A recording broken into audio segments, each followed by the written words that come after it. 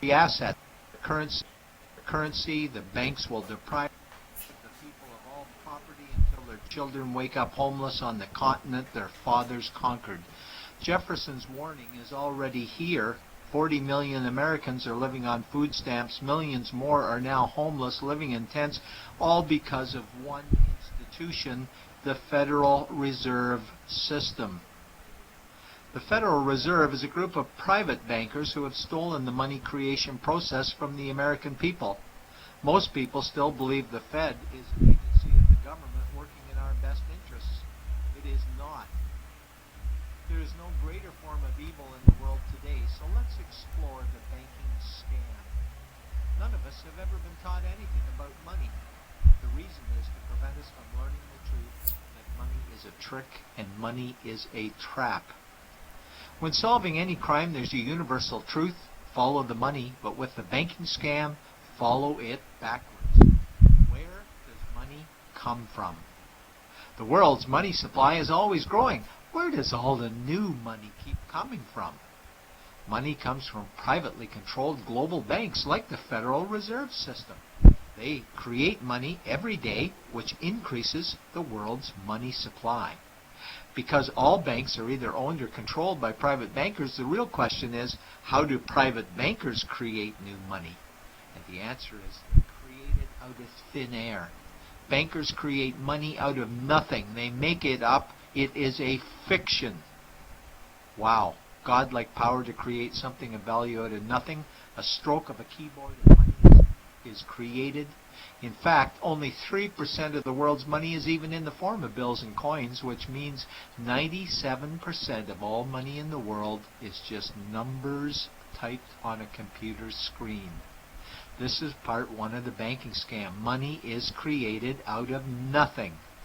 The second part of the scam is this phony money is issued as debt.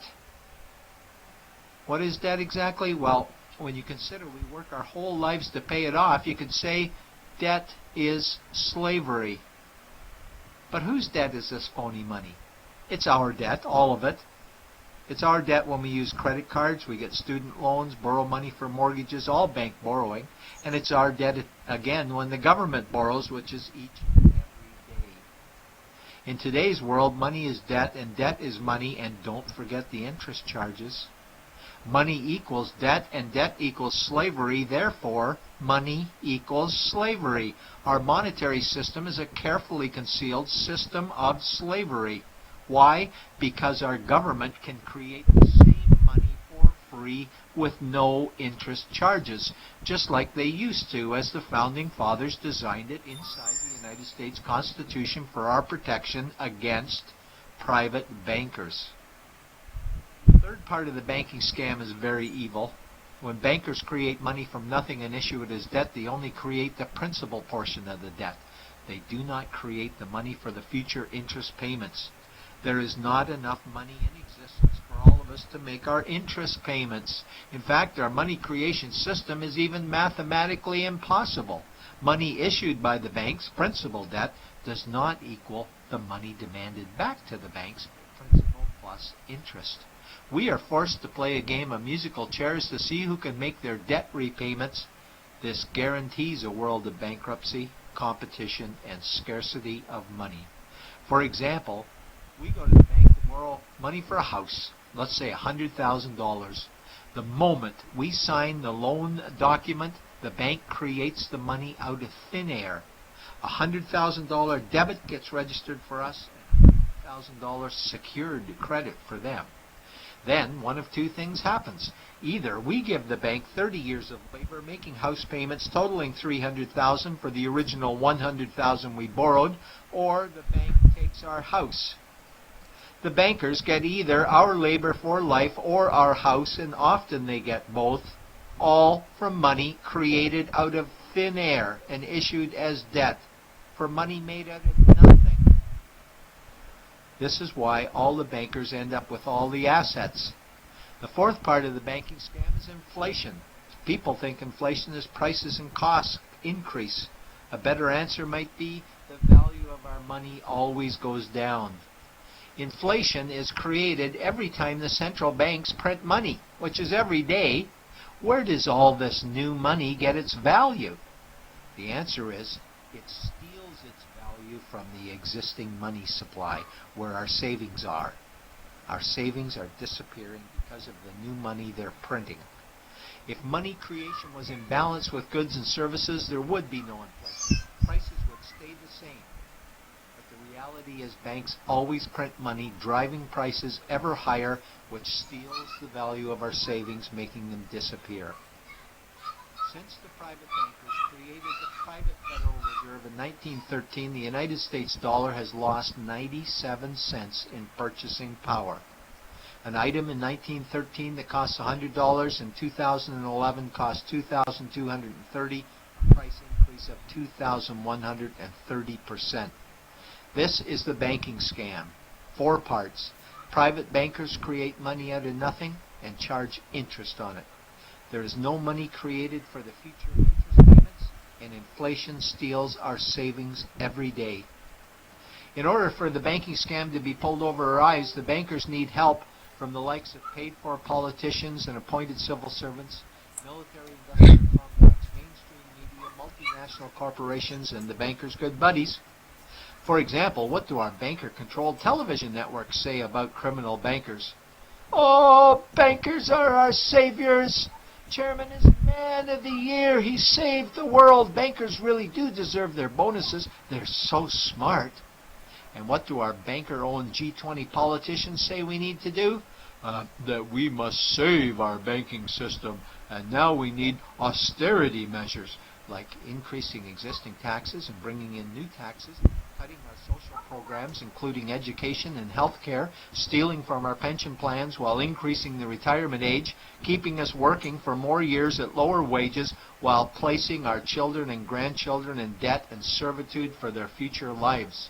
We are being lied to that we must go deeper in debt for bailouts, stimulus packages, quantitative easing, saving the too big to fail banks, credit easing, currency interventions, all names that mean the same thing: more debt to us. Is it not strange that the solution to too much debt is always more debt to us? And where is all this money going? It's going to the banks and to the bankers. They are stealing our money right now. 0.1% of the world's population owns 2/3 of the world's wealth. This means that 99.99% of the world's population own less than 1/3 of the wealth, a decreasing amount because these guys are stealing it. We desperately need to wake up to the banking scam. It is time for change. To retake control of our money system, we must stop supporting the banking scam. Lincoln said the government should create all the currency and credit needed to satisfy the spending power of government and the buying power of consumers. Money will cease to be master and will then become servant of humanity. And Jefferson said the issuing power of money should be taken from the banks and restored to the people to whom it properly belongs. It's a pyramid scheme. We, the people, are the bottom layers of the banking pyramid. Without our support, the banking scam collapses. We have to do it ourselves. Wake up, get active, wake others. Remove our money from the bank. Buy gold and silver coins. Get out of debt, rip up your credit cards. These actions will bring down the banking scam. Only vote for politicians who support debt-free money or run for office yourself, and turn off mainstream media to search for the truth while you still can, and support every effort to end the Federal Reserve System and all the privately owned central banks. Let's bring these criminals to justice to get our money and our countries back before it's too late.